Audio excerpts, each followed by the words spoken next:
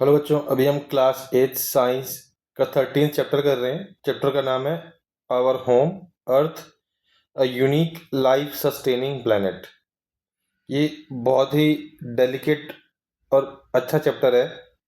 इसे ना आपका साइंस का नो हाउ ग्रो होगा, बट आप सेंसिटिव बनोगे इन्वायरमेंट की तरफ। आपको समझ में आएगा कि हमारा जो अर्थ है वो billions and billions of planet है ऑलरेडी इस यूनिवर्स में।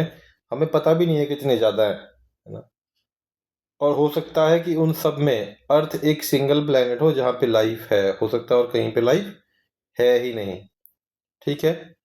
और जब हमें एक ऐसा प्लैनेट मिला है जो billions and billions of planet के बीच में एक ही प्लैनेट पे लाइफ है, तो हम क्या कर सकते हैं कि वो लाइफ सस्टेन करे, लंबे टाइम तक जो है वो लाइफ जो है वो चलता रहे, आने वाली जनरेशन जनरेशन सारी क्या चले, सेफ चले।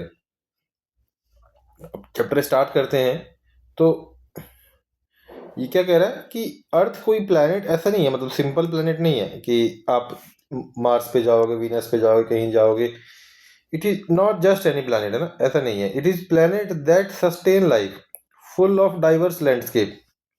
ऐसा नहीं है कि लाइफ है तो खाली आदमी रहते हैं, खाली जानवर रहते हैं। डाइवर्स लैंडस्केप है। आपको सी में जाओगे, सी में अलग टाइप की लाइफ दिखेगी। पॉन्ड में जाओगे, एक अलग टाइप की लाइफ दिखेगी। फॉरेस्ट में जाओगे, एक अलग टाइप की लाइफ दिखेगी। स्काईज में एक अलग टाइप की लाइफ दिखेगी। लैंड पे अलग टाइप की लाइफ दिखेगी। Full of diverse landscape. From towering mountains, कहीं देखोगे मतलब माउंटेन ही माउंटेन है, मतलब 8-8 किलोमीटर ऊंचा माउंटेन है ना। ऐसे ऐसे माउंटेन्स जिसपे आदमी जा ही नहीं पाए अभी तक। And vast oceans to endless desert and lush forest. दूर दूर तक आपको ओशियंस ही ओशियंस दिखेंगे। ऐसे ओशियंस मतलब जिसमें बड़े से बड़े शिप भी छोटे लगते हैं, मतलब 10-10 मंजिला बिल्डिंग जितने शिप होते हैं और वो भी छोटे से लगते हैं उसके बीच में। और एंडलेस डेजर्ट, ऐसा डेजर्ट जहां मतलब दूर दूर तक कुछ भी नहीं है। एंड लस फॉरेस्ट, एकदम ऐसा फॉरेस्ट जिसमें आदमी जाए तो मतलब खो ही जाएगा, मतलब, है ना। तो एक ऐसा प्लेनेट जो पूरा आपको डाइवर्स लैंडस्केप दे रहा है।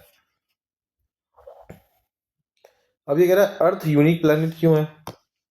वैसे तो सिंपल सी बात है कि अर्थ पे लाइफ है, पर अर्थ ओनली वेयर, आज तक हमें एक ही प्लेनेट पता है जहां लाइफ एग्जिस्ट करती है, और ये थ्राइव करती है in all it forms. Her form में जो है ये बढ़ती है। न्यू जनरेशन्स आते हैं, है ना, रिसाइकल होता है। तो all the mountain, forest, animal and people are found on just a very tiny layer of the surface of our planet. जितनी चीजें आप देख रहे हो, माउंटेन देख रहे हो, रिवर देख रहे हो, फॉरेस्ट देख रहे हो, वो हमारे प्लेनेट के बहुत ही पतले, अगर वैसे समझे प्लेनेट को पूरा एक शेप में देखें तो एक बहुत ही पतले एरिया में ये सारा कुछ हो रहा है। ऐसा नहीं है कि हम अर्थ का बहुत ज्यादा एरिया यूटिलाइज कर रहे हैं ना।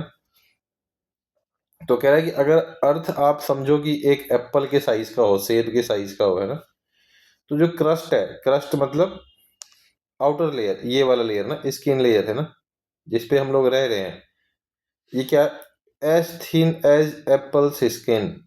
ये क्या बोलेंगे, जो एप्पल का स्किन जो आप देखते हो जितना पतला होता है, उतना ही पतला क्रस्ट है जिसपे ये सारा लाइफ फॉर्म हम देख पा रहे हैं। This delicate life supporting layer is what make earth truly special. ये जो छोटा सा पतला सा लेयर है जिस पे लाइफ एग्जिस्ट कर रही है, ये अर्थ को क्या बनाती है, स्पेशल बनाती है। फिर एक एक्टिविटी करने के लिए बोला है आपको कि इंटरेस्टिंग फीचर्स अबाउट अर्थ लो, उसको लिस्ट करो।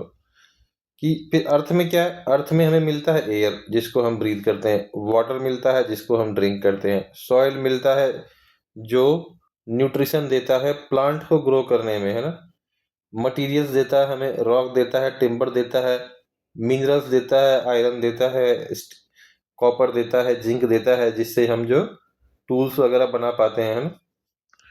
फिर कह रहा है कि ठीक है, अर्थ तो आपने देख लिया, अब देखो कि बाकी के जो प्लैनेट्स हैं वो कैसे दिखते हैं, है ना? कि भाई और भी तो प्लैनेट है ना, मरकरी है, वीनस है, अर्थ है, मार्स है, जुपिटर है, सैटर्न है, यूरेनस है एंड नेपच्यून है। और इन सारे प्लैनेट में से Mercury, Venus, Earth and Mars are relatively small and rocky planets.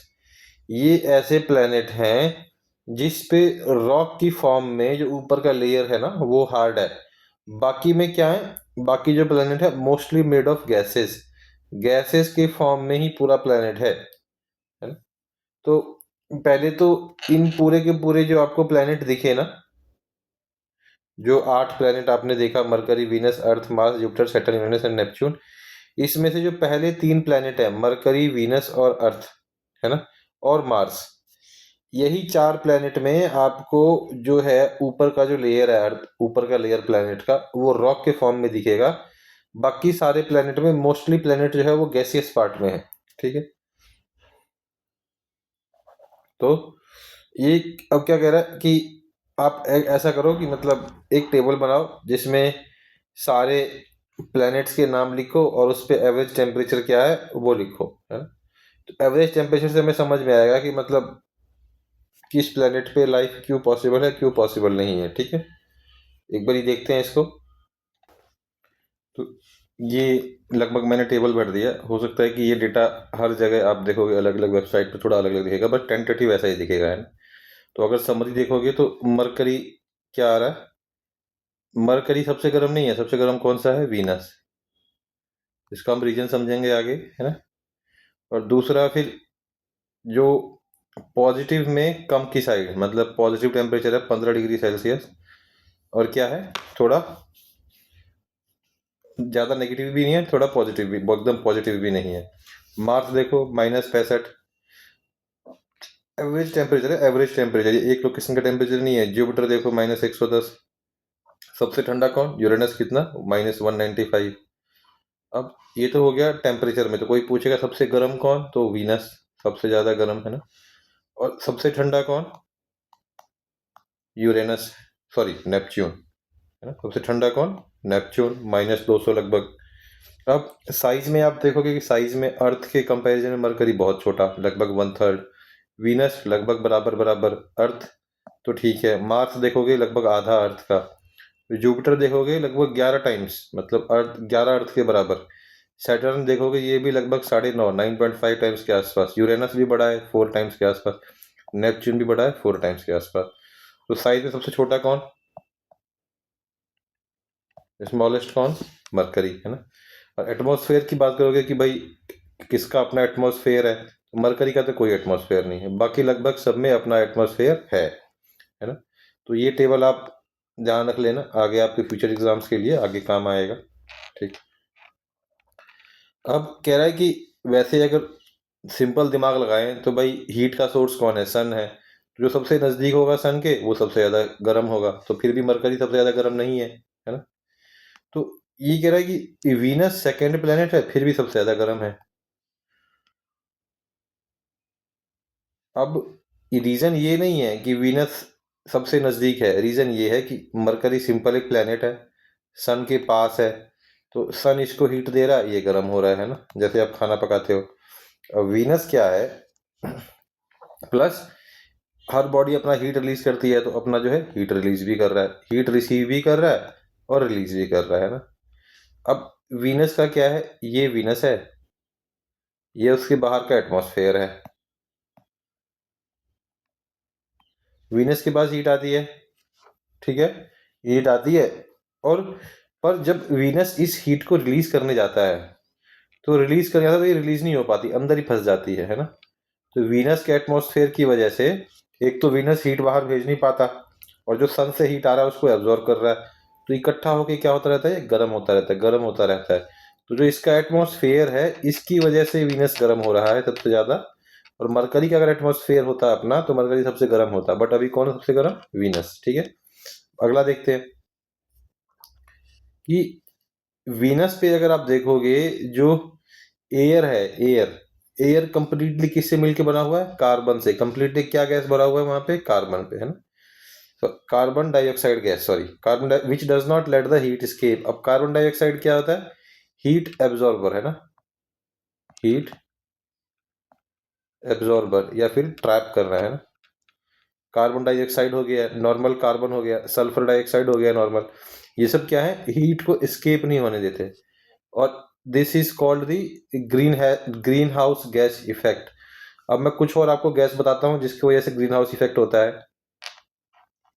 तो अभी क्या देखा आपने, इसमें देखा कार्बन डाइऑक्साइड की होता है, एक और गैस है, कौन सा है, मीथेन CH4 है ना। उसके बाद नाइट्रस ऑक्साइड N2O है ना, इसकी वजह से भी आपको जो है ग्रीन हाउस। और सबसे सरप्राइज वाली बात है वाटर वेपर है ना, तो वाटर का वेपर है वो भी हीट ट्रैप करता है। तो और भी गैसेस होते हैं, पूरा एक टेबल होता है और कंपैरिजन लिखा होता है कि सबसे ज़्यादा स्ट्रॉन्ग कौन दिखाता है, सबसे ज़्यादा वीक कौन दिखाता है। अभी इतना स्ट्रॉन्ग जरूरत नहीं है इसका, जस्ट आपके नॉलेज के लिए बता दिया। अब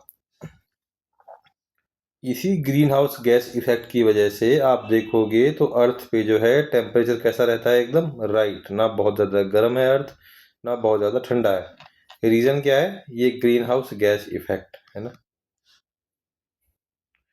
फिर एक आपको इफेक्ट दे रखा है क्या, कि देखोगे आप बहुत जगह पे जाओगे तो ग्रीन हाउस इफेक्ट को यूज़ करके लोग खेती करते हैं। ऐसे जो देखोगे आप घर सा बनाएंगे, इसमें क्या होता है, हीट ट्रैप होता है। क्या होता है, सन का हीट भी आएगा और इसका अपना जो हीट जाएगा वो भी रिफ्लेक्ट होकर वापस आ जाएगा, तो क्या होगा, हीट ट्रैप हो रहा है ना? अब हीट ट्रैप हो रहा है तो इसको थोड़ा गर्म इन्वायरमेंट मिलेगा, गर्म इन्वायरमेंट मिलेगा तो मतलब क्या है, जो राइट टेम्परेचर है इसके अंदर जो पौधे वगैरह हैं ग्रो करने के लिए, वो राइट टेम्परेचर इसको मिलेगा और फिर ये ग्रो करेगा। ठीक है, तो 13.2 तक देख लिया। जो बाकी के पार्ट है वो हम अगले वाले वीडियो में देखेंगे। इस वाले वीडियो में इतना ही।